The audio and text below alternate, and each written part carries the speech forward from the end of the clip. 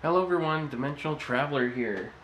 It's been a while since I've made content. However, I have been working on issues that have been disallowing my content to work, which is why I've made a list in accordance with a few changes that will help the channel improve from now on, starting with rebranding update vlogs.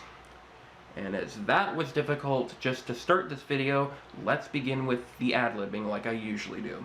What has been different about, or what's going to be different towards the channel in how videos are going to be released, or at least with how they're going to be treated? Well, I'm going to take my time with them from now on, and I actually have a few things in mind. So let's start off with the list. Team motivation. That's the one I'm going to start with off the bulletin. With all the things that are going on, the Team Blocksanity, in case you didn't know, now I'm basically the CEO and also the producer. And with that in mind, I figured my new motivation to help with this content, to start it off again, is basically being being a reason to motivate, so that people know, like, if I'm being active, then they have the encouragement to really realize, wait, I could actually help with some of our projects, like start that up again. And that would be a good insight to how they could help improve their time schedule, so that when they have some free time to spare, they know how to use it for Blocksanity. And that's the current insight, or at least the current motivation. I'm having a difficult time just trying to record this and not have to have edit outs. Changing audience focus. So what is my audience focus? Call you, my audience, my non-existent audience, as a joke. Basically just going to stick with friends and family. That's what I'm going to go with towards my target audience. So now I have a target audience. However, planned content. So, planned content, what am I going to do about that?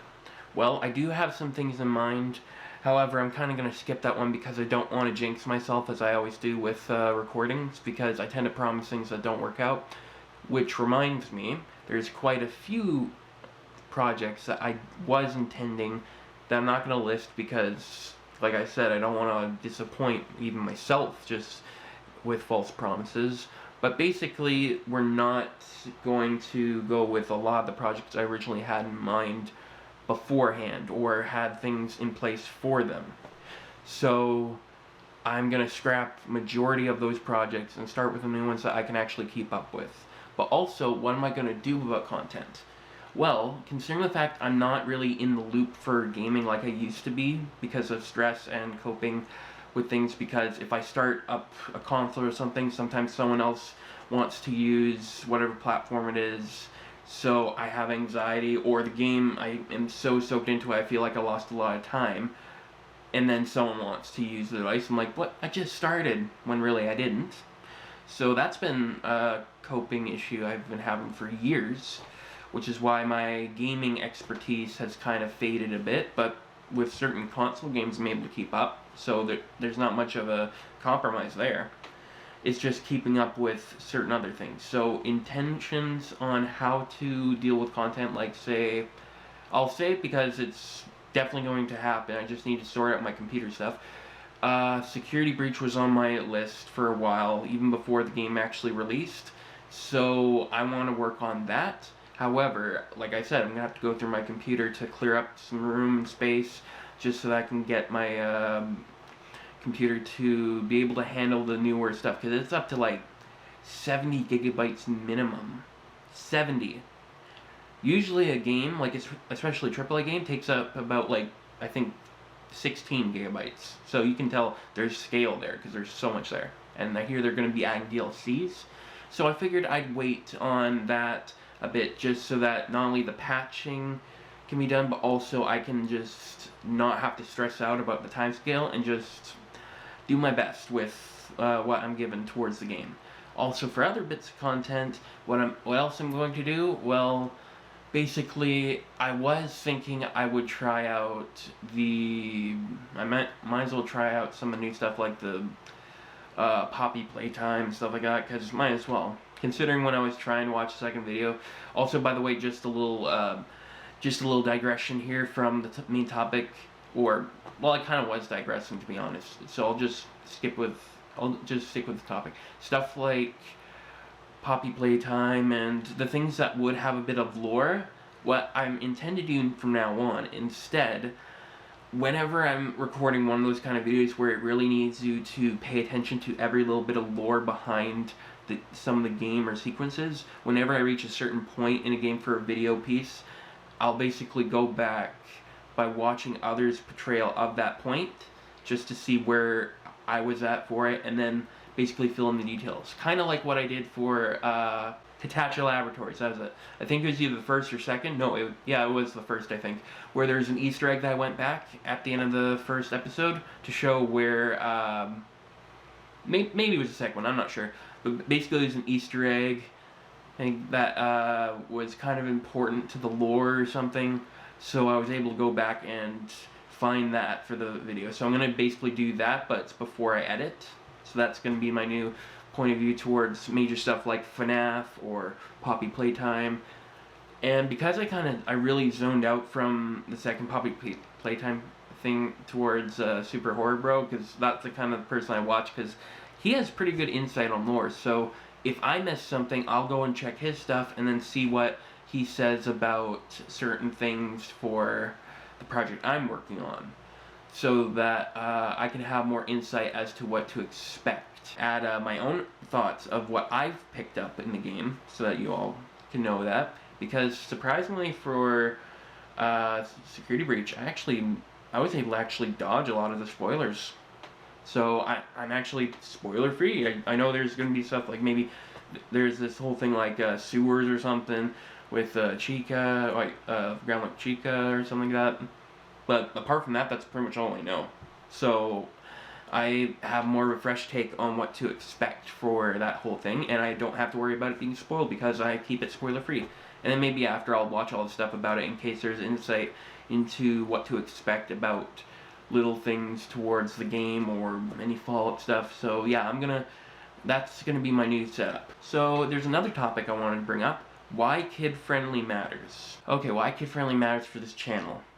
Basically content, and I've noticed there's been issues people have been having with the made for kids video setting, as YouTube will just stamp it on because of mainly for animation for some reason, which I kind of can see why. However, the difference here is it's what the content creator has in mind. So whenever I say my content is made for kids, I say kid friendly instead, because what I'm actually doing is I'm making it so that it's safe for kids. So I was thinking that I would have a type of series or something where I would play games with my mom, because she's hilarious when she gets stressed in these kind of games. I actually have a good recording of that, but like I was saying though, with certain things, it would contain swearing, but it would actually be pretty funny. So I'll have disclaimers for those ones and have the label saying neither for kids nor grown-ups solely, so that it means that I'm still allowed, but comments will still be disabled, because let's face it, comments for my channel aren't really that important, and anyone that, like I said, anyone that I know that would watch these things, I pretty much have better contact with them and they can just give me their thoughts immediately. Even with that in mind, I can still find ways to be more creative and more clear focused with my content. So that's what I'm going to do with kid-friendly content from now on, because it's a part of me. That's who I am. I don't swear. Like, I always think through what words I use. It's mainly just how you express your anger, and that's really what the issue of swearing is. But there are still words that you cannot say regardless, because it's still swearing. However, there are some words that I don't say, that even though I don't say it in recording, they're actually fine. I'll just give you the example of what it means, where it's basically a pointless topic. It's very common, but people try to try to change it to crab. It's not actually a bad word unless you put holy in front, which I never do. And with that whole word itself, it means basically just like a pointless, it's basically something that's pointless or unreasonable. Like basically just something that doesn't have any meaning or reason to be. That's kind of what that word means. I don't use it so that people don't get the wrong idea on this channel. and I still won't use it on the channel, but fortunately I have ways of getting past that. So I think my words very carefully. Why do I make this content? Like, why has it been that way for years? Well, the reason why I've been wanting to make content is anytime I were to play games, now I don't feel anything. Like if I play Minecraft, like just the regular Minecraft, I don't feel as much because there's not really much joy for myself. The S on my nose is not aligned. I don't feel much from the gaming experience with Minecraft unless there's like a productive reason now. So that's the way I play games now. I need to have a productive reason, and it has to be with others.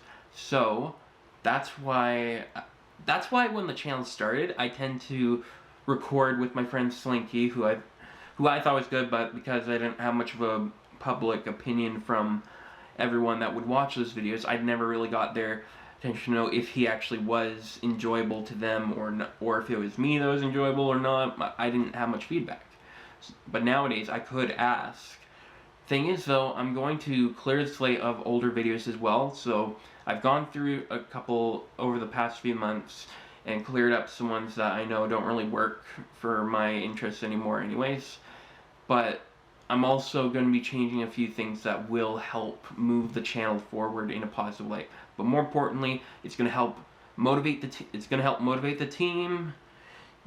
It will help with driving my self-focus and helping others who cannot keep up with content in the sense of, like, say, being able to play the games, or just be able to afford them. I can give my closest example of what to deal with towards making the content. Basically just making it so that it feels not solely like you're playing it, but more so that you're not missing out.